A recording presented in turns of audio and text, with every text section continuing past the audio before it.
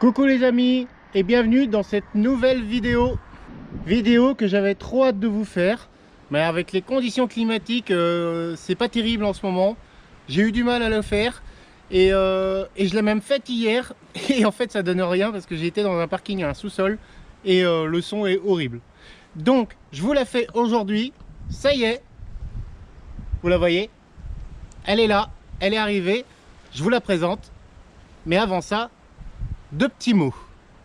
Donc avant toute chose déjà, bonne et heureuse année à tous. Voilà, je vous souhaite le meilleur pour vous et pour vos proches. Bien sûr, plein de bonnes choses, plein de tout ce que vous voulez. L'argent, le bonheur, le succès, professionnel, personnel. Voilà, je vous souhaite à tous le meilleur pour cette année 2024. Et puis bah, on espère que tout va bien se passer. Ce serait bien une année où tout se passe bien, non? Franchement, une année entière où tout va bien dans notre beau pays qu'est la France. On verra. C'est pas gagné. Bon, déjà, voilà. Deuxième petite chose que je voulais vous dire, c'était bah oui, du coup, vous le voyez là, la MG est arrivée. Ah, c'est un peu bizarre nos aventures en véhicule vintage avec une MG toute neuve. En location, certes, mais une MG toute neuve. Ça fait un peu bizarre, donc je suis en train de réfléchir. Alors pour le changer de nom de la chaîne, dites-le moi si vous êtes toujours si ça vous botte ou pas, ou si maintenant c'est vrai qu'on me connaît partout sur TikTok, Facebook, Instagram en véhicule vintage. Bon, après je peux garder parce qu'on a encore des véhicules vintage derrière partout, donc je peux garder le nom. Ça m'embête de refaire des génériques et tout, des ci, des ça, tout rechanger. Dire changer l'email, je vais le garder, mais rechanger les noms sur tous les réseaux, rechanger la présentation sur tous les réseaux, je sais pas. J'avoue, j'ai un peu la flemme de tout. Donc, la vidéo du jour, je vous présente la MG4. Et donc voilà la bestiole. Ah, je me suis fait incendier sur les réseaux avec ça. Ah la vache. J'ai rien que les petits réels que j'ai fait là sur la Passat, sur la mise à la casse de la Passat là. Oh là là là là. Bah vous allez voir, je vais vous mettre un extrait sur Facebook là. J'ai fait la vidéo, elle a explosé tellement je me suis fait défoncer. Donc voilà la bestiole MG4 de la marque tout simplement MG, comme son nom l'indique. Et là il est ancré en gros maintenant. Voilà, la fameuse MG4 électrique. Donc franchement, je suis désolé, elle est un petit peu sale, hein. Vous voyez les conditions en ce moment dans lesquelles on roule, voilà. Elle est blanche, donc bon, j'aurais jamais acheté une voiture blanche, mais bon là, c'est la couleur qui va avec. Parce que oui, pour vous expliquer, ce n'est pas un achat, c'est une location. Donc, les conditions c'était, il y a une prime écologique de 5 000 € pour des personnes qui ont moins de 23 000 € annuels de revenus. Moi, ça, on est pris dedans, on est concerné. On a une prime de 2 000 € à laquelle on n'a pas le droit, parce qu'on gagne plus de 14 000 € annuels. Donc celle-là, on a dû la mettre sur la table. Il y a 2 500 € de prime à la conversion, donc reprise de la Passat pour la casse. Donc la Passat rentrait dans les conditions pour être reprise pour la casse. Voilà, donc avec tous les problèmes qu'elle avait, moi ça me dérangeait pas trop. C'est pas un de mes véhicules auxquels je suis attaché, comme le camping-car ou la Passat G60 là-bas. Donc voilà, je l'aimais bien, mais voilà. Et puis bah c'est une location à 80. Du coup on a réussi à avoir la location à 99 € par mois. Alors pourquoi louer une voiture à 99 € par mois? Bah déjà tout simplement, j'aurais fait un crédit pour acheter une voiture, on va dire, allez 10 000 €, un crédit de 10 000 €, sur 5 ans j'en avais pour 200 € par mois. Pour une voiture de 10 000 €, donc ce qui est loin d'être une voiture neuve. Là, pour 99 € par mois, plus une voiture plus 2000, j'ai une voiture neuve pour 2 ans. Après, je sais bien, on verra bien dans 2 ans. Pour l'instant, je vois pas aussi loin. déjà, et puis on va avoir surtout la sécurité. On va être rassuré de se dire que maintenant, on va peut-être pas arriver vite, mais on va arriver à destination. Voilà, parce que l'électrique, c'est vrai que oui, bon, on a 300 km d'autonomie. Je vous ferai des petites vidéos maintenant qu'on a un peu d'expérience, vu qu'on a été passer un week-end au bord de la mer. On a fait 400 km là depuis que je l'ai. Donc je vous referai un petit retour d'expérience sur l'électrique. Bon, il y a des choses à dire en effet. Mais voilà. Mais là, on a une voiture neuve. Et franchement, moi je la trouve plutôt jolie.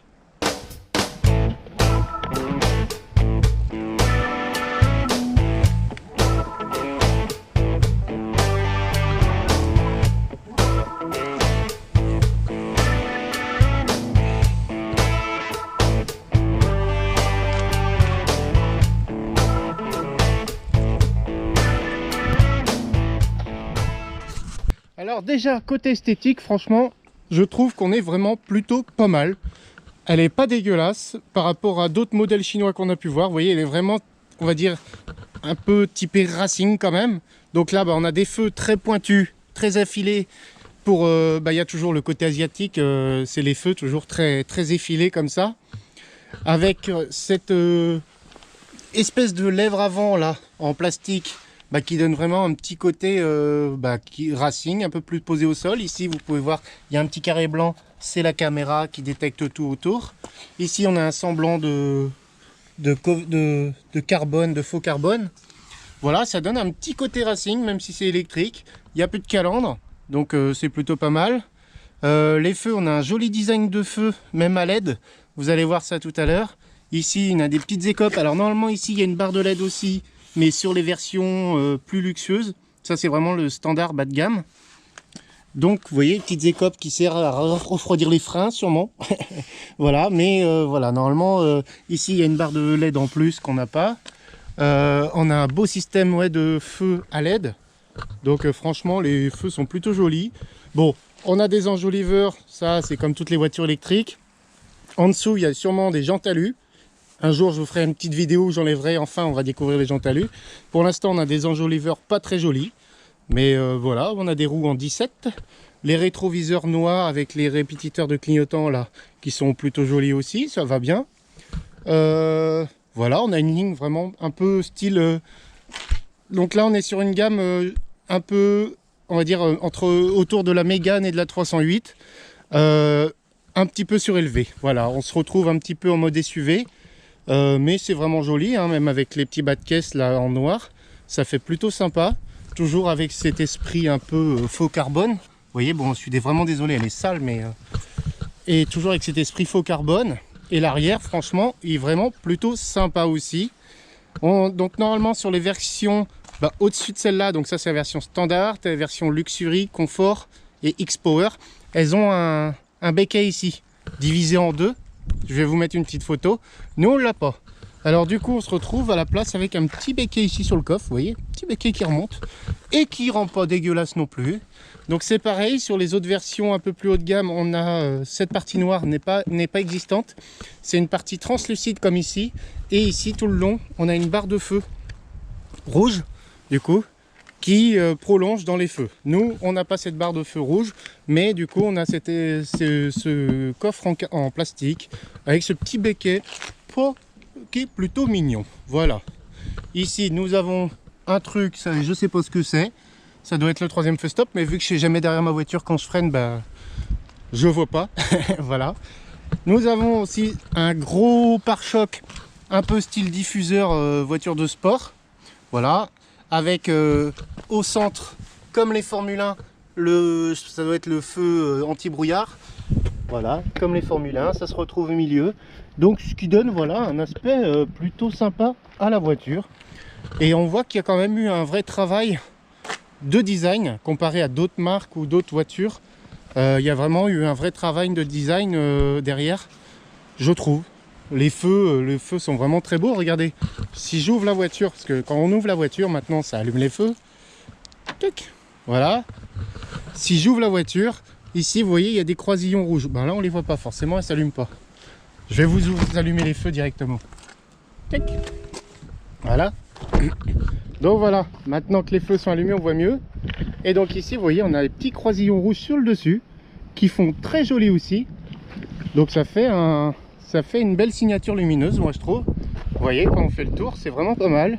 Là, vu que les feux sont allumés, on va faire le tour à l'avant pour voir les feux à LED. Donc voilà, ici nous avons les feux diurnes à LED. Et ici, nous aurons les feux de route en dessous, ainsi que les clignotants là. Là, d'habitude, il y a une autre rangée de feux. Et les feux sont différents aussi sur les autres versions. Mais déjà, on a un petit feu de jour là, bien sympa. Donc voilà, alors je vais aller couper les feux pour pas vider ma batterie, mais franchement, elle a pas une mauvaise tête, moi je trouve. Passe à l'intérieur. Alors, chose étonnante, c'est que consultez le manuel. Anomalie système maintien automatique. C'est parce que la porte est ouverte. Donc, ah oui, alors ça fait des choses bizarres quand même. C'est l'électronique. Alors parce que regardez, je referme. Tac, voilà. En fait, si je rentre et que si j'ouvre la portière et que je rentre pas tout de suite avec la clé, ça fait des choses bizarres. Là, je rentre avec la clé. Voilà, l'écran s'allume. Un écran ici, un écran là. Donc là, c'est voilà la version pour rouler, quoi, la vitesse, la voiture, tous les petits voyants qu'on peut avoir, le mode de conduite, tout ça. Et ici, nous avons l'info divertissement avec la climatisation, la radio, le niveau de batterie, et puis là, Apple CarPlay ou Android. Mais je n'ai pas encore réussi à me connecter à ça.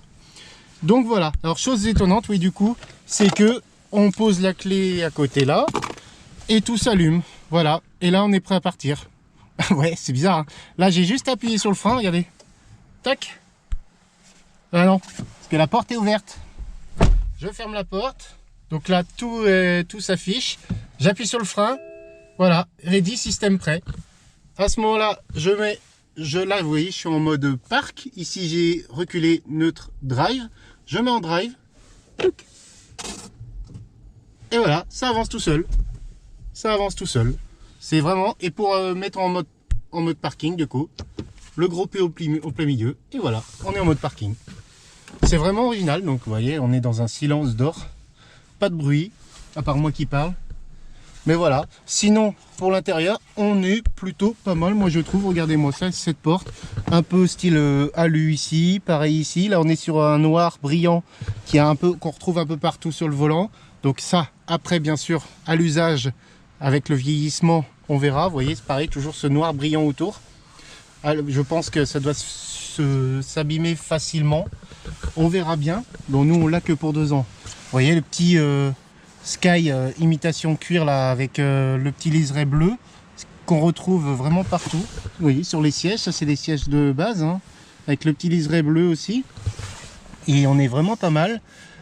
Après, bon, c'est pas de la matière, c'est pas du cuir comme il y avait partout dans la Passat, bien sûr, mais on est sur un ressenti plutôt moelleux. Vous voyez, ça peut être du plastique, mais on est quand même sur un ressenti plutôt moelleux et plutôt pas désagréable sur certaines parties, notamment le volant que je trouve très beau. Alors là, je vais me faire déchirer, mais il a un peu je trouve des volants des nouvelles des Audi RS. Vous voyez, avec le méplat en bas, le petit méplat en haut aussi, et le volant très agréable par contre pour conduire. Vous voyez, avec la petite excroissance ici et ici, du coup on a vraiment la bonne prise en main.